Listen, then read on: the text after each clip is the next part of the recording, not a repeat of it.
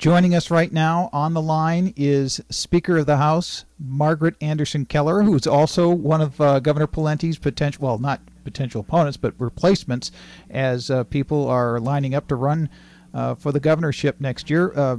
Speaker, welcome to the program. Good afternoon, Mike. Good afternoon. What's your reaction to the governor's proposal? Is this a good idea, a bad idea, or where the heck have you been idea? Well, I think it's a very curious timed announcement. I know the governor is traveling this weekend down to, I believe, Iowa, and I think it's another case where the governor is putting politics ahead of the good policies that Minnesotans need. You know, the strange thing about the governor's proposal is exactly what Senator Pogemiller said, and we're not clear that the governor has ever proposed this himself in the budgets that he's put forward to the legislature. He's always overspent what is going to come in the door, even in the projections that we have. And I think the other thing is that folks would probably be interested in knowing is that when Michelle Bachmann was a state senator, she had a proposal like this. I think it wasn't it was modeled after the Colorado law like this, or the Colorado constitutional amendment like this, and she wouldn't even come to the Senate Tax Committee to present the bill. So I think it's kind of interesting that the governor is now jumping on this bandwagon. What folks should understand is that this is even more restrictive than any of the other constitutional amendments around the country that have been proposed like this, because this binds you to the revenues in the previous 2 years. So it's almost like saying that even if the economy is improving, we would have to ignore the improvement in our economy and increased revenues. We couldn't put those to schools or health care or anywhere else. We'd have to live under the old scenario. I just think it makes no sense at all. I don't know that it really evens things out at all, as the governor says. Well, the governor was trying to make it sound today like, well, if we had more, had a windfall, as he put it, that more dollars coming in the door, well, heck, then we'd be able to just decide to spend them. Is that going to be the case by your reading of this constitutional amendment? Oh, I don't think so. I mean, according to the Minnesota Budget Project, which has taken a quick look at this, their analysis of this is that even if that money is coming in the biennium we're budgeting for, we have to live by the previous biennium. So here's the example that Minnesotans should understand.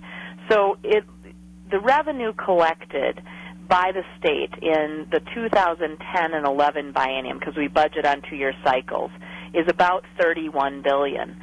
And $34 billion. And if say that the revenue in this next it drops by $3 or $4 billion, you have to ignore that $3 or $4 billion. You cannot put that into your schools, and you actually add to the deficit situation going forward. I just think it doesn't make sense. I don't think it's well thought out. And I also believe that Minnesotans recently, last year, just a year ago yesterday, actually decided to make investments in things they value through the legacy amendment. So this is sort of flying counterproductive to where Minnesotans are at in terms of the sorts of things that they value in their state. What struck me about the governor's announcement, that it might be just political as opposed to actually trying to solve a problem, is one of the reporters asked him, well, Governor, how does this affect the shifts that have been made? And the governor said, I'll have to get back to you on that. But that's one of his favorite tools. Why wouldn't he have an answer to a very basic question like that?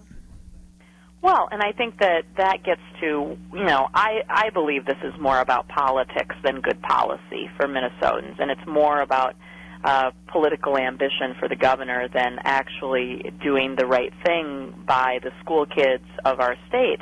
And so you look at that, and it's pretty clear that one of the governor's favorite tools of shifting actually would violate this very constitutional amendment. Well, let's talk a moment about school kids, because there's nothing in this amendment that says schools. How do we get from what he has in this amendment to schools? Well, because we're talking about the amount of revenues collected and the ability for legislators and a governor to make decisions, priority decisions about where the money goes. I'll give you examples of what has happened in Colorado under this similar type of constitutional amendment.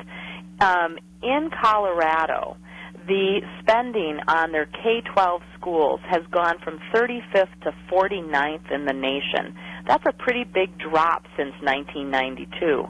The average per pupil spending fell by $400 because this thing handcuffs you in a way that you cannot make those choices. And in fact, what happens is that certain areas of the budget, say corrections, and this has happened in Colorado, where if you have courts who are sentencing criminals, there is more precedent for them to be sentencing the criminals than school kids to get what they need in the classroom because it is such a constrained budget. The other thing that strikes me political about this is the governor had an opportunity to sit down and discuss ideas with you and with other Minnesota leaders at the Leadership Summit, and he said, no, we don't discuss those things now. Yet suddenly, it's time to discuss these things, and we're not in session. I don't get the equivocation here. Have you been able to figure this out? Well, two things about that, Mike, that I think are interesting. This idea never came up, and remember, we were in a multi-partisan group, both Independence Party members, Republicans and Democrats, with the former governors, speakers, majority leaders, and finance commissioners of the state in early September. And not a person raised this idea of a constitutional amendment as the answer to our budgeting woes in the state. They all raised the question of using good judgment and balance to position Minnesota for a brighter future. The other thing is, of course, we had breakfast with the governor just 2 weeks ago, and this was, again, never brought up or discussed.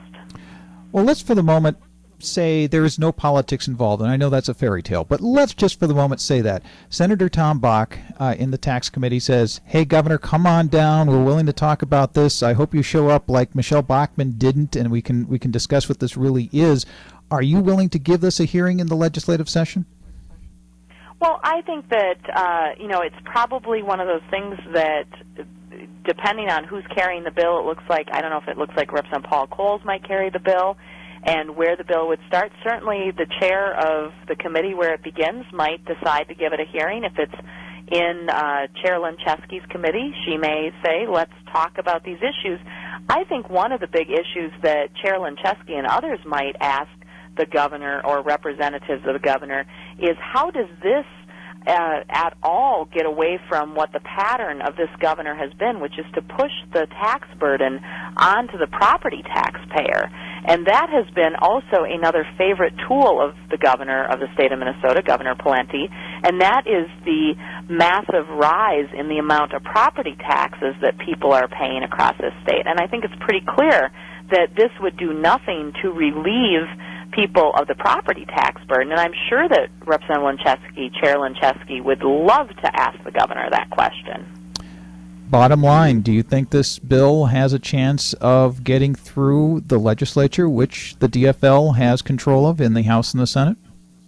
It's always difficult to predict something, but I would say that this is not one that is going to find a lot of favor right now in the Minnesota House, and I think actually opposition could even be bipartisan. In the past, when we've seen ideas like this, very few Republicans even vote for these types of ideas. But we certainly are willing to entertain the idea. This is, once again, the other interesting fact about this is the governor doesn't need to sign or veto a constitutional amendment. It has to go through the legislative process, and then if the legislature passes it, it goes right out to the ballot. So that is another feature of constitutional amendments that I find interesting. And 17 of those last 18 constitutional amendments have passed. So it's the legislature is a very important gate on this. Margaret Anderson Kelliher, Minnesota Speaker of the House, thank you so much for joining us. We have to run off to our break, but I appreciate your input on this subject today. Thanks, Mike. Thanks to your listeners.